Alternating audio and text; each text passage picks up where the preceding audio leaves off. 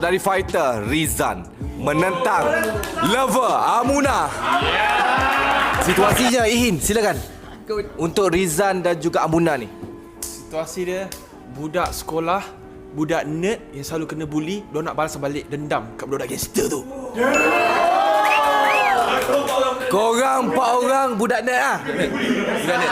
Yang selalu kena bully nak balas dendam kat budak gangster kat sekolah. Aku tak kira hari ni aku nak pergi bayar balik apa yang diorang dah buat kat kita. Boleh. Jom.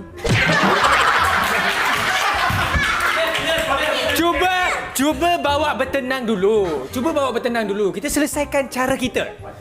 Dah, saya sudah bertenang. Tapi budak tu cari saya juga. Aku nak balas hari ni. Aku tak puas hati. Fikir banyak kali pun cepatlah. Gagal kita kalau kita tak balas dendam. Memang gagal. Tapi macam mana? Ini aku nak bagi tahu ada cara dia. Jomlah, cakap banyaklah kurang ni. Daripada tadi lagi.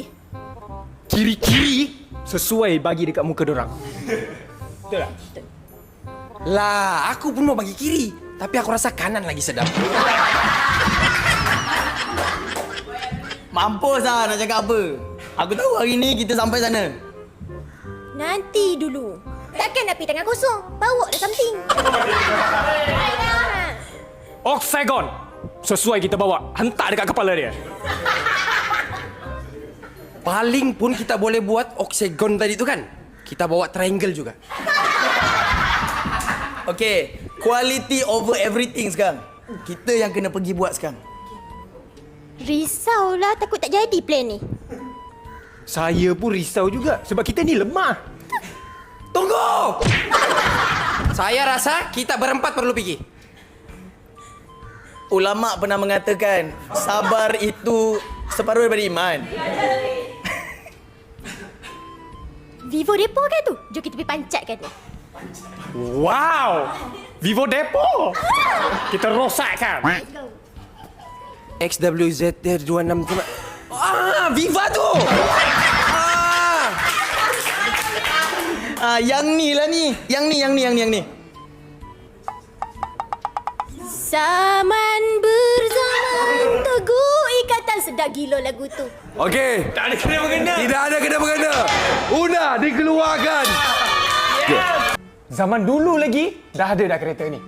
Aku pun rasa benda yang sama. Sebab aku lahir time tu. Betul lah. Tapi ni bila kita nak gerak ni? Jangan macam tam-tam. Apa tu? Cuba kopi tengok van tadi tu. Dah mau lah aku. Dah mau. Tak mau. Di AK. Dah mau. Di AK.